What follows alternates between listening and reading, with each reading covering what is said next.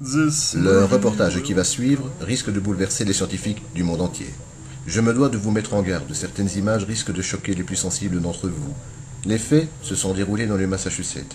Vous verrez que la réalité dépasse parfois la fiction, et que certaines personnes peuvent avoir des réactions inattendues face à des situations incontrôlables. Mesdames, Messieurs, bienvenue dans le monde de l'étrange.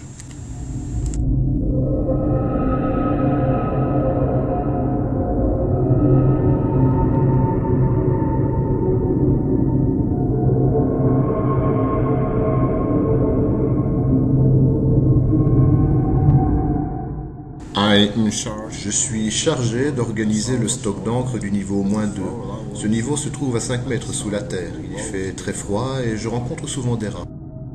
Kenneth Braggett est un de mes meilleurs éléments. Je sais qu'avec lui, mon stock sera toujours à jour. En plus, il n'a pas peur des rats.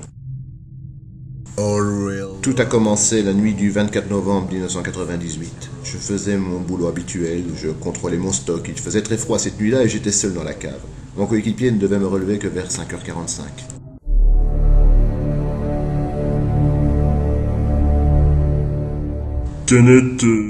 Kenneth est un type très professionnel. Il a pour habitude de travailler seul. Jamais personne n'a pu l'égaler.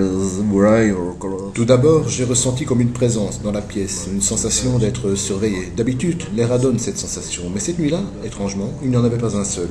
Je continuais mon travail comme si de rien n'était.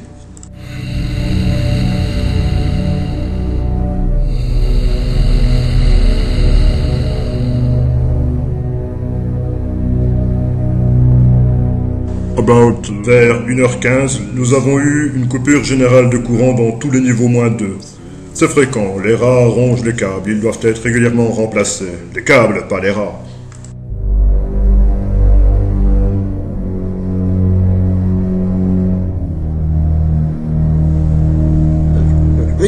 Nous avons une salle de contrôle hyper équipée. Vous voyez toutes ces lampes, elles indiquent l'activité dans tous les départements. Cette nuit-là, la coupure de courant n'a pas influencé les aiguilles. C'est comme si le courant n'avait jamais été coupé. Je ne comprends toujours pas ce qui s'est passé.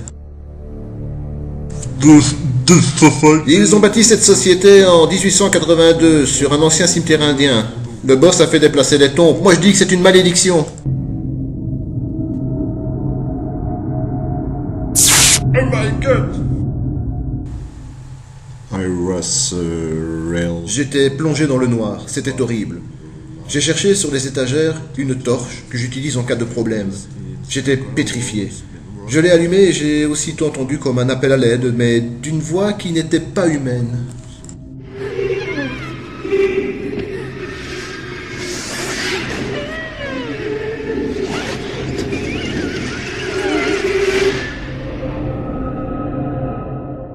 This construction. Tout le bâtiment est équipé de conduites d'aération. Si une employée chante ou pète au 10e étage, c'est sûr qu'on l'entend dans les caves. Nous sommes ici dans les toilettes du niveau 2.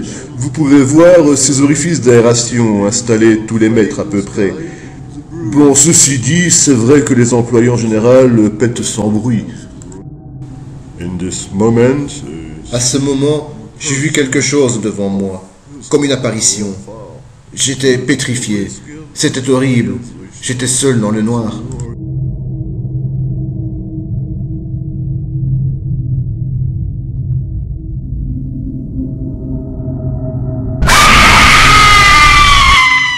Non, il ne faut pas exagérer. Ce genre d'apparition n'arrive que sur Internet. Ici, tout était réel. Ça m'a glacé le sang, mais je gardais mon sang-froid. J'ai continué ma progression vers la sortie, espérant toujours trouver une issue.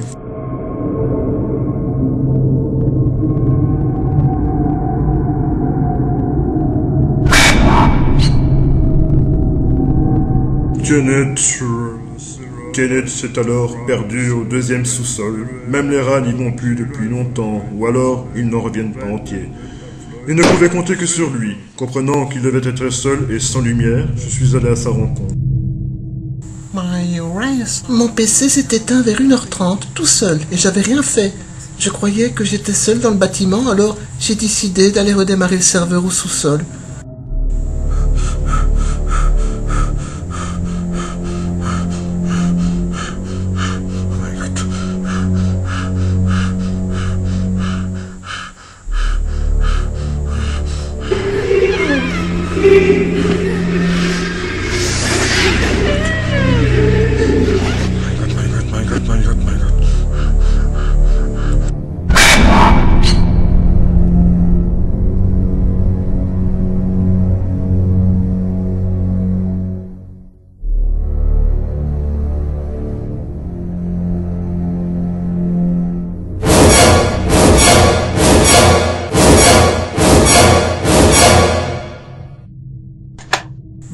Mais qu'est-ce que tu fous là, toi?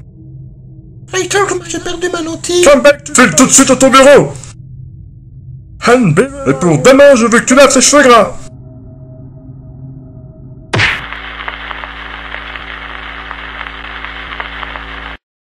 Non, maintenant, je me lave tous les cheveux avec du shampoing.